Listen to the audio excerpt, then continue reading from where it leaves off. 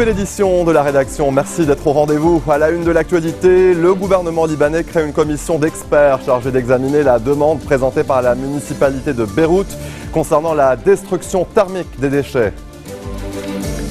La Russie annonce un cessez-le-feu de 3 heures tous les jours à partir de ce jeudi pour introduire de l'aide humanitaire à Alep, insuffisant selon l'ONU qui réclame une trêve de 2 jours.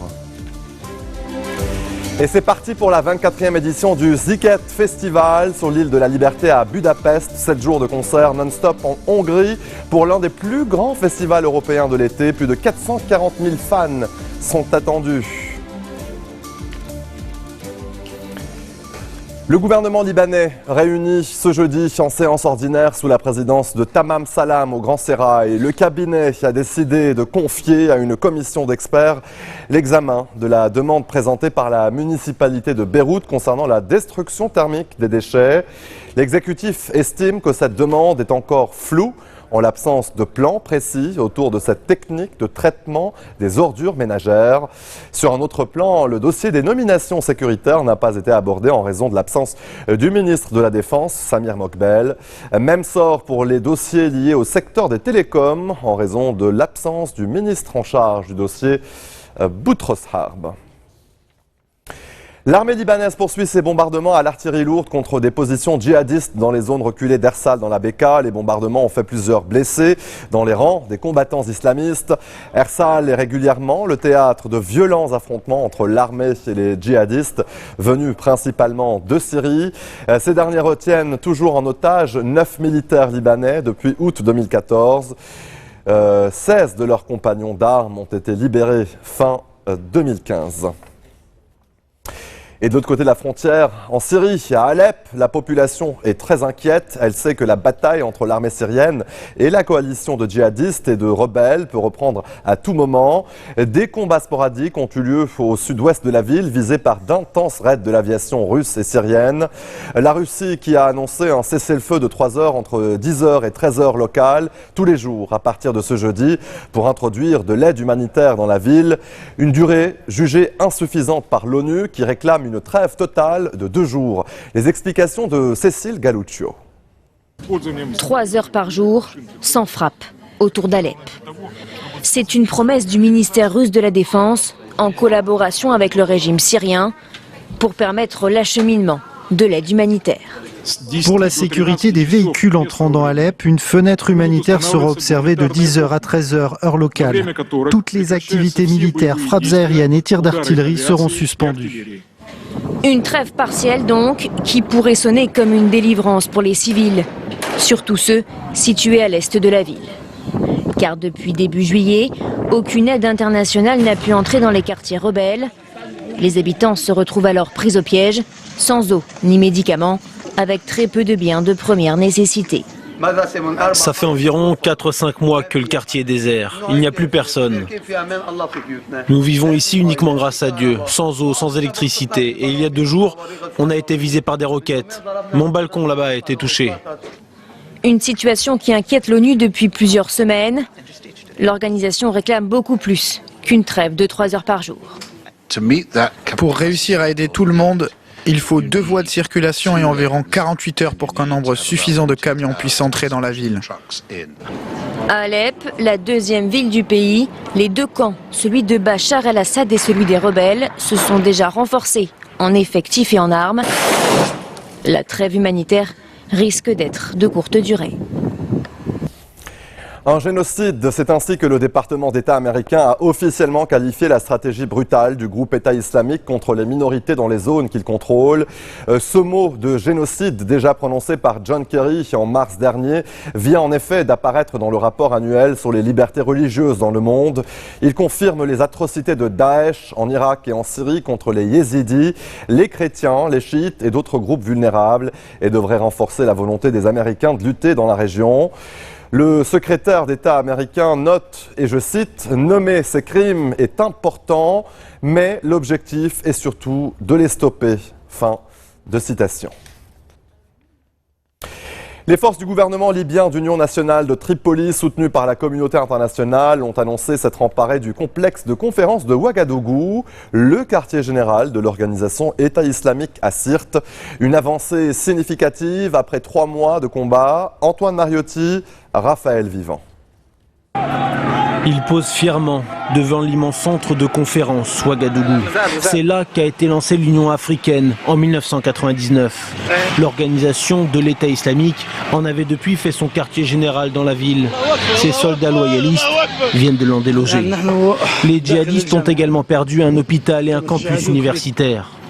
Sirte, ville natale du colonel Kadhafi, est leur fief libyen, leur base la plus importante en dehors de la Syrie et de l'Irak. Ils la tenaient depuis début 2015. Cette avancée des forces pro-gouvernementales est donc plus que symbolique. L'armée libyenne a lancé une offensive au mois de mai et reconquis du terrain avec l'appui d'aviation occidentale. Après avoir contrôlé près de 400 km de littoral, les djihadistes sont en très net recul. Les Américains sont entrés officiellement dans la bataille le 1er août. Depuis, ils ont mené une trentaine de frappes aériennes. Des forces spéciales de plusieurs pays sont également déployées au sol, officiellement pour apporter un soutien dans la quête de renseignements. Mais si l'organisation de l'État islamique perd progressivement pied, Sirte n'est pas encore totalement libérée. Selon le porte-parole du gouvernement, plusieurs quartiers résidentiels et un complexe du bord de mer sont encore aux mains des djihadistes. Devant des milliers de supporters réunis à Ankara, le président turc a lancé un ultimatum à Washington. Pour Recep Tayyip Erdogan, Barack Obama doit extrader Fethullah Gülen s'il ne veut pas sacrifier sa relation avec la Turquie. À Washington, le département d'État a dénoncé une sorte de théorie du complot et une rhétorique incendiaire absolument inutile. Une extradition de Fethullah Gülen n'est pas évoquée. L'opposant s'est retiré en Pennsylvanie et nie toute implication dans la tentative de coup d'État du 15 juillet dernier. Maintenant, dans le reste de l'actualité internationale, au Canada, un homme de 24 ans a été abattu hier soir par la police dans la province d'Ontario. Il s'agirait d'un sympathisant du groupe État islamique. L'homme aurait déclenché un engin explosif et c'est quand il s'apprêtait à actionner un deuxième engin que la police l'aurait abattu. Selon la chaîne CTV News, citant un document confidentiel, le jeune homme voulait déclencher une bombe dans un endroit très fréquenté comme un aéroport ou un centre commercial. Le jeune Canadien avait été arrêté l'an dernier pour ses sympathies affichées sur les réseaux sociaux avec le groupe État islamique. Il avait été libéré en février dernier et placé sous strict contrôle judiciaire. Restez des nôtres, on se retrouve après cette très courte pause. A tout de suite.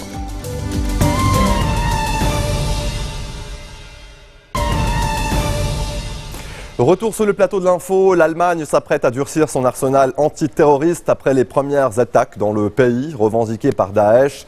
Le gouvernement va dévoiler ce jeudi une série de mesures selon la presse allemande. Parmi ces mesures figure notamment la création d'une procédure accélérée d'expulsion de réfugiés ou de demandeurs d'asile présentant un danger pour la sécurité publique. Antoine Mariotti nous en dit plus. Elle avait reconnu que des terroristes se mêlaient au flux de migrants. Tiraillée entre sa politique d'accueil jugée généreuse et la pression d'une partie de la classe politique, Angela Merkel doit désormais trouver le ton juste. Son ministre de l'Intérieur dévoilera ce jeudi les mesures que le gouvernement entend faire adopter d'ici 1 an. Il s'agit notamment d'accélérer les expulsions d'étrangers susceptibles de commettre un attentat. Un nouveau délit de menace à la sécurité publique serait également créé selon le journal Bild. Enfin, si un patient confie à son médecin vouloir commettre un attentat, le docteur n'aura plus à respecter le secret médical et pourra donner l'alerte. Nous vivons des temps difficiles car la menace terroriste est élevée. La police fédérale et la police locale portent un lourd fardeau. Fin juillet, la ministre de la Défense a ordonné à l'armée de se tenir prête à intervenir. Cette déclaration a relancé le débat sur la présence de soldats dans les rues, une question particulièrement taboue dans le pays depuis le régime nazi. Les ministres de l'Intérieur des Länder, dirigés par la coalition au pouvoir, ont de leur côté listé des mesures possibles, une manière d'accentuer encore la pression sur le gouvernement d'Angela Merkel. Ils demandent entre autres le recrutement de 15 000 policiers d'ici 2020, le développement de la vidéosurveillance et l'instauration d'une déchéance de la nationalité. Cette dernière proposition promet de faire autant débat outre-Rhin qu'en France en début d'année. Et justement, en France, dans le contexte de la menace terroriste, les collèges et lycées sont devenus des cibles possibles et la vigilance peut s'apprendre dès le plus jeune âge. Dans une circulaire adressée aux préfets et aux recteurs d'académie, les ministères de l'Éducation et de l'Intérieur annoncent un certain nombre de mesures destinées à renforcer la sécurité des établissements à l'approche de la rentrée. Reportage. Vigilance renforcée depuis les attentats de Nice.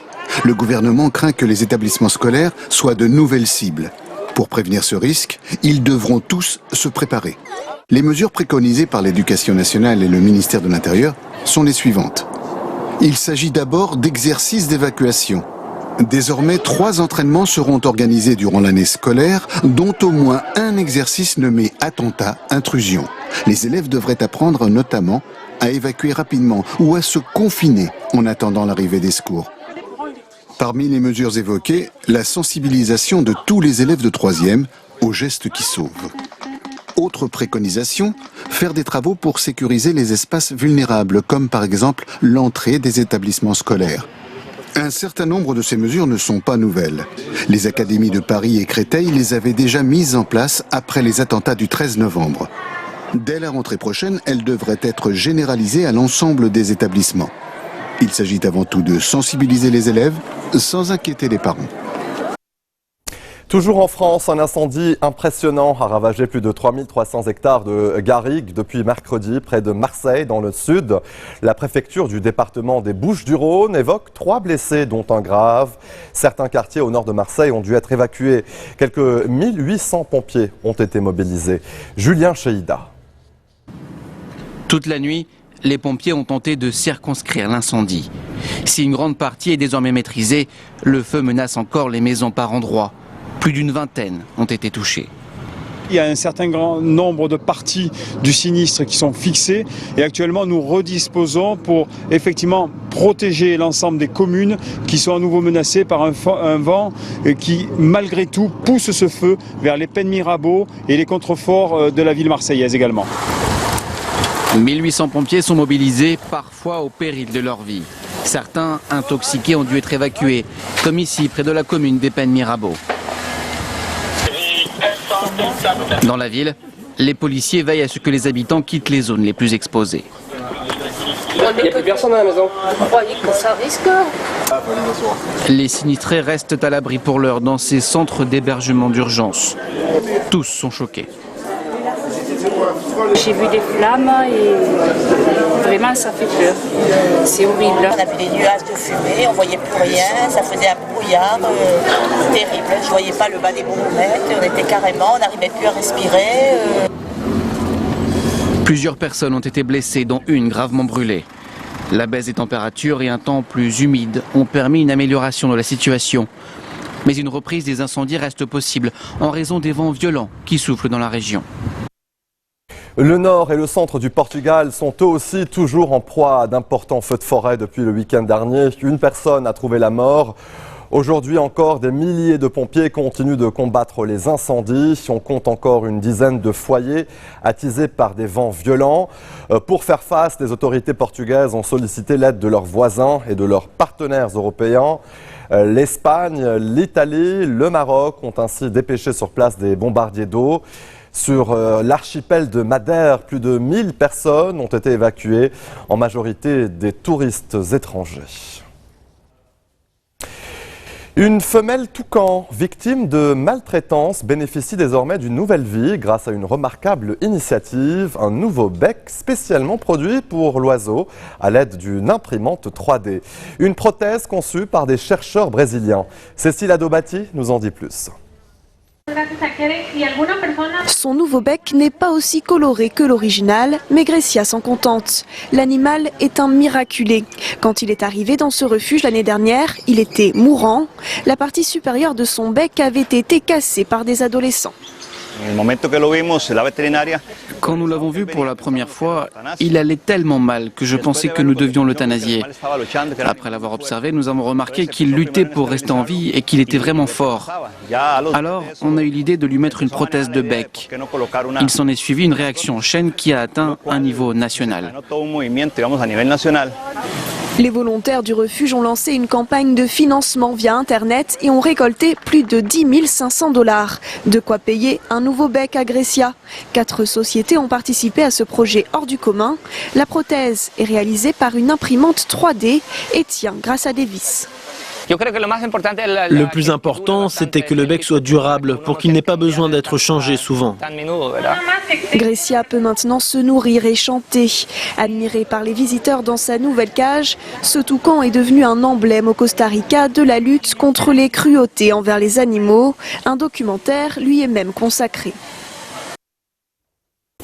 Et c'est parti pour la 24e édition du Sziget Festival sur l'île de la Liberté à Budapest. 7 jours de concerts non-stop en Hongrie pour l'un des plus grands festivals européens de l'été. L'an dernier, plus de 440 000 fans s'y sont rués. Au programme, des concerts géants, mais aussi du sport, de la culture et même des ateliers de yoga. Si à sa création, il n'y avait que 4 ou 5 scènes, aujourd'hui, le Sziget Festival en compte près de 50. De la musique nuit et jour. Cette année, les organisateurs n'ont pas lésiné avec les têtes d'affiche de Rihanna à David Guetta, en passant par les Chemical Brothers. Malta! Australia! Vive la France!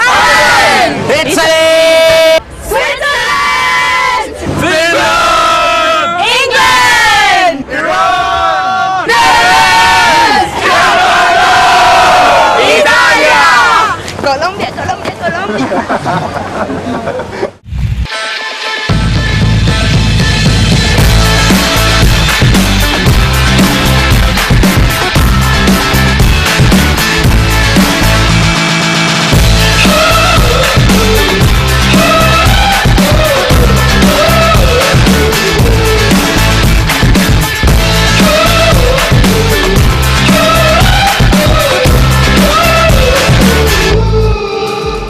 Et c'est ainsi que se referme ce journal. Tout de suite, le rappel des titres qui ont marqué l'actualité de cette journée. Le gouvernement libanais crée une commission d'experts chargée d'examiner la demande présentée par la municipalité de Beyrouth concernant la destruction thermique des déchets. La Russie annonce un cessez-le-feu de 3 heures tous les jours à partir de ce jeudi pour introduire de l'aide humanitaire à Alep, insuffisant selon l'ONU qui réclame une trêve de 2 jours. Et c'est parti pour la 24e édition du Sziget Festival sur l'île de la Liberté à Budapest. 7 jours de concerts non-stop en Hongrie pour l'un des plus grands festivals européens de l'été. Plus de 440 000 fans sont attendus. Merci de votre attention. Très bonne suite de programmes sur notre antenne. L'info continue.